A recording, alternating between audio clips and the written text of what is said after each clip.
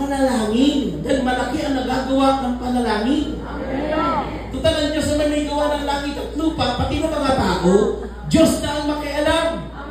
Pero kung hindi nakialam ng Diyos sa atin, saan kaya tayo kukunutin? Buhay ka pa kaya? Pero buti na lang nakakilala tayo sa Panginoon na nabago ang buhay natin.